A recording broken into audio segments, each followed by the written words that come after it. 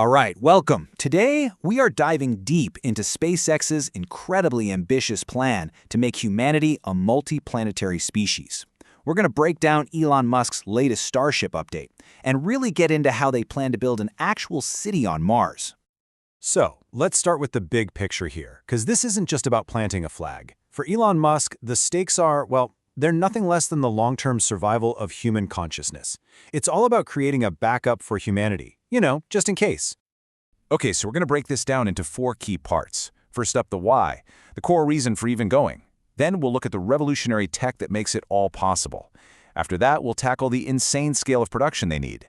And finally, the big one, the timeline to actually get boots on that red Martian soil. All right, let's get right into it. The fundamental why.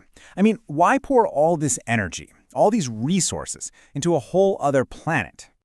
You see, Musk frames this as a fundamental fork in the road for humanity, a huge choice point. We can either stay here on Earth and, eventually face some kind of extinction-level event, or we can become a multi-planet species. We can secure our future by setting up a second, totally independent home on Mars. And that's the key, right? The end goal is to achieve what he calls civilizational resilience. This isn't about setting up some small research outpost. No, we're talking about a fully self-sustaining city, one that can survive and even thrive on its own, making sure humanity doesn't have all its eggs in one basket. It's an absolutely incredible vision, but how on earth do you actually pull it off? Well, the answer lies in completely rewriting the rulebook for rocketry. See, to make a Mars colony even remotely feasible from a cost perspective, the price per flight has to just plummet. And that's only possible by mastering what Musk calls the 4 Rs. We're talking about rockets that are rapidly reusable and reliable. It's not just about using a rocket twice, it's about using it over and over again quickly and dependably, like an airplane.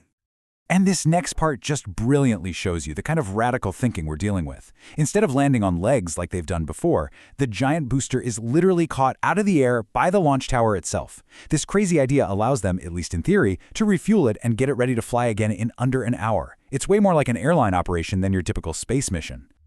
Okay, so getting to orbit is one thing, but getting all the way to Mars, that requires a full tank of gas. And that means they have to master a technology that's never been done before, refueling a rocket while it's in orbit, basically transferring a whole lot of propellant, rocket fuel, from one ship to another in space. Musk actually has a pretty simple analogy for this. Think about how a military jet refuels in midair. It's kind of like that, but for rockets in orbit. A whole fleet of tanker starships will go up just to top off the one that's headed to Mars. And this is absolutely critical. Without it, there's just no way it has enough fuel for that long 6-month trip. Getting there is really only half the battle. Coming back, or even just landing on Mars in the first place, requires a heat shield that can be reused, not once, not twice, but hundreds of times. And here's where it gets really interesting. Re-entry into Mars's thin, carbon dioxide atmosphere is surprisingly harsher on the heat shield. It creates a more corrosive plasma than what you'd see coming back to Earth. Who would have thought? All right, so now let's head down to Starbase, Texas, and see how all this technology translates into a manufacturing operation, one that's unlike anything the space industry has ever seen. It's wild.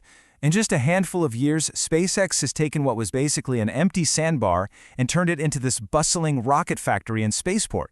The pace is just incredible, and they're only just getting started. There's a new gigafactory already going up. Okay, get ready for a number that is just mind-bending. The end goal here isn't to build rockets one at a time. It's to mass produce them. That number you see, 3, that's the target. They want to be able to build 3 brand new Starships every single day. That's over 1,000 ships a year. Now, what's so wild about this is the sheer capability we're talking about. Even while being completely reusable, Starship is designed to lift 200 tons to orbit. To put that in perspective, that's double the payload of the legendary Saturn V moon rocket. And remember, that entire rocket was thrown away after every single launch. So to really wrap your head around that 1,000 ships a year goal, Musk compares it to other industries. It's in the same ballpark as the entire commercial aircraft industry, Boeing and Airbus combined. So while those numbers sound completely insane for the space world, it shows that, hey, on a human manufacturing scale, it's actually been done before. Okay, so we've covered the why and the how, but what about the when? What does the actual roadmap to Mars look like? When is this all supposed to happen? Well, here's the thing about Mars. The launch windows only open up every 26 months. So SpaceX is targeting the next big opportunity at the end of 2026 to send the first unmanned Pathfinder missions. If those go well, they'd land in 2027. And they might even have Optimus robots on board to start preparing the ground for the first humans, who could follow as early as the next window in 2029. So what's the actual benchmark for success? I mean, how will they know when they've hit that goal of civilizational resilience? Well, they have a number in mind. 1 million tons. 1 million tons of cargo delivered to the surface of Mars. That's their estimate for everything, and I mean everything, needed to build a city that can actually survive on its own. And because that travel window to Mars only opens every 2 years, Musk paints this incredible picture, something straight out of science fiction. He imagines this massive fleet, an armada of 1,000 ships or even more, all gathering in Earth's orbit. They'll just be waiting there for the window to open, and then they all depart from Mars at once. And you know, this brings us to a much deeper point. This whole thing isn't just about transplanting our current society to a new planet. It's about a chance to start completely fresh, a chance to rethink how a civilization is even structured, from the laws to the government, a total recompile, as he calls it. And really, that leaves us with a final, pretty provocative thought to chew on. The mission to Mars. It's more than just the greatest engineering challenge of our time. It's a philosophical one.